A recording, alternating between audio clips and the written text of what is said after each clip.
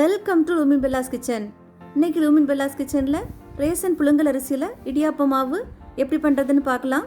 கூடவே நம்ம ரெடி பண்ண மாவில் சாஃப்டான சுவையான இடியாப்பம் எப்படி பண்ணுறதுன்னு பார்க்கலாம். நான் இன்னைக்கு 5 கிலோ ரேஷன் புழுங்கல் அரிசி எடுத்திருக்கேன்.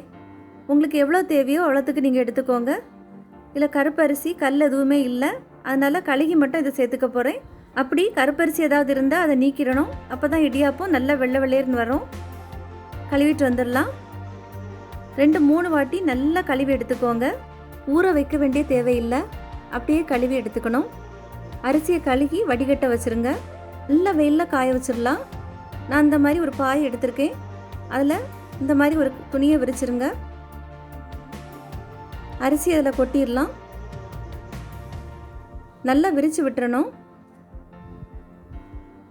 அரிசி நம்ம ஊற வைக்கல, கழுகி அப்படியே தான் எடுத்துருக்கோம். அதனால் ஒரு நாள்லேயே ஈஸியாக காஞ்சிரும். அப்படி காயலைன்னா கூட ஒரு நாள் காய வச்சுக்கோங்க. ஓரங்களை இந்த மாதிரி மடித்து விட்டுருங்க துணியை, அப்போ தான் துணி பறந்து போகாமல் இருக்கும். நல்ல வெயிலில் காய வச்சு எடுத்துகிட்டு வந்தாச்சு. இதை நீ மில்லில் கொடுத்து நல்லா பவுடர் பண்ணிட்டு வந்துடலாம். நைஸாக பவுடர் பண்ணி எடுத்துக்கணும். பவுடர் பண்ணிவிட்டு வந்தாச்சு. உங்களுக்கு அப்படி நல்ல பவுடராக்கி வரலன்னா வீட்டில் இருக்கக்கூடிய உள்ளதுலேயே சின்ன கண்ணி அரிப்பில் நல்லா ஜலிச்சு எடுத்துக்கணும். நல்லா நைஸாக இருந்தால் தான் இடியாப்பம் நல்லா சாஃப்டாக நைஸாக வரும். நம்ம அரிசி ஊற வைக்கல, நல்லா கழுகி வெயிலில் நல்லா காய வச்சு எடுத்துருக்கோம். அதனால் 4லேருந்து 5 மாதம் வரைக்கும் கெட்டு போகாமல் அப்படியே இருக்கும். நம்ம ரெடி பண்ண மாவுலேருந்து 4 கப் மாவு எடுத்திருக்கேன். இடியாப்பம் எப்படி வருதுன்னு பார்த்துடலாம். தேவையான அளவு உப்பு நான் 1 டீஸ்பூன் சேர்த்துருக்கேன். நல்லா ஒரு வாட்டி கலந்து விட்டுடலாம். நான் ஏற்கனவே கடையில் வாங்கக்கூடிய பச்சரிசி மாவில் இடியாப்பம் அப்புறமா ஒயிட் குருமா எப்படி பண்ணுறதுன்னு ஒரு வீடியோ போட்டிருக்கேன். டிஸ்கிரிப்ஷன் பாக்ஸில் கொடுக்குறேன், தேவைப்பட்டவங்க பார்த்துக்கோங்க. நல்ல சூடான தண்ணியில் 1 டேபிள் ஸ்பூன் அளவில் தேங்காய் எண்ணெய், நீங்கள் எந்த எண்ணெய் வேணாலும் சேர்த்துக்கலாம். தண்ணி நல்லா சூடாக இருக்கணும். கொஞ்சம் கொஞ்சமாக சேர்த்து நல்லா கலந்து விட்டுடலாம். பச்சரிசி மாவோட புழுங்கலரிசி மாவுக்கு தண்ணி கொஞ்சம் அதிகமாக தேவைப்படும். தண்ணி ரொம்ப சூடாக இருக்கிறதால உங்களால் கைகளால் கலக்க முடியாது. இந்த மாதிரி மரக்கரண்டி அல்லது கரண்டியோட பின்பக்கம் வச்சு கலந்து எடுத்துக்கோங்க. அப்படி உங்களுக்கு தண்ணி அதிகப்பட்டாலும் கவலைப்பட வேண்டிய தேவையில்லை. கொஞ்சமாக மாவு சேர்த்து கலந்து எடுத்துக்கலாம். தண்ணி ரொம்ப குறைஞ்சி ரொம்ப ஹார்டாக இருந்தாலும் இடியாப்பம் சாஃப்டாக இருக்காது. அதனால் தேவைக்கு கொஞ்சம் கொஞ்சமாக கலந்து எடுத்துருங்க. இப்போ கைகளால் உருண்டை பிடிக்க முடியாது. சூடு ஆறட்டும். 5 நிமிஷம் அப்படி மூடி வச்சிடலாம். 5 நிமிஷம் ஆயிருக்கு. கைகளால் நல்லா பிசைஞ்சு எடுத்துக்கலாம். இந்த மாதிரி பிசைஞ்சு எடுத்துருக்கணும். கையில் ஒட்டக்கூடாது. இதுதான் பதம். கையில் ஒட்டாமல் வந்திருக்கு.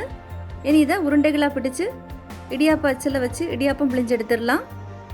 இடியாப்ப அச்சில் கொஞ்சமாக எண்ணெய் தடவிக்கோங்க, அப்போ தான் ஒட்டாமல் வரும். இடியாப்ப மாவு பிசையும் போது எப்போவுமே நீங்கள் நெய் அல்லது தேங்காய் எண்ணெய் பயன்படுத்திக்கோங்க.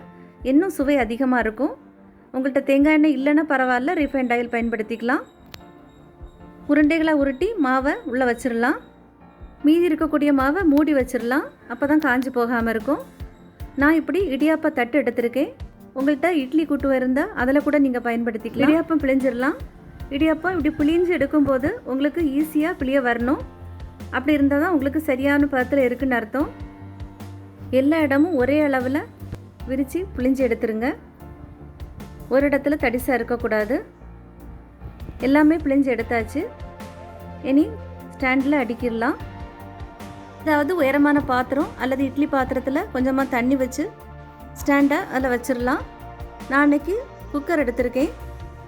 நீங்கள் குக்கர் பயன்படுத்தினா அதில் விசில் போட வேண்டிய தேவையில்லை. தண்ணி நல்லா கொதித்ததும் தீயை மிதமான தீ அல்லது ரொம்ப ரொம்ப மிதமான தீயில் வச்சு வேக வச்சிடலாம். எனக்கு சரியாக 7 நிமிஷம் ஆகிருக்கு. திறந்து பார்த்துடலாம். கவனமாக தீயை ஆஃப் பண்ணிவிட்டு திறந்து எடுத்துக்கோங்க. இடியாப்பம் நல்லா வெந்திருக்கு. எடுத்துடலாம். இடியாப்பம் ரெடி ஆகிடுச்சு. ரொம்ப ரொம்ப சாஃப்டாக ரொம்ப டேஸ்ட்டாக இருந்தது. ரேஷன் புழுங்கல் அரிசியில் செஞ்சதுன்னு சொன்னால் யாருமே நம்ப மாட்டாங்க. நீங்களும் செஞ்சு பார்த்து எப்படி இருந்துன்னு சொல்லுங்கள்.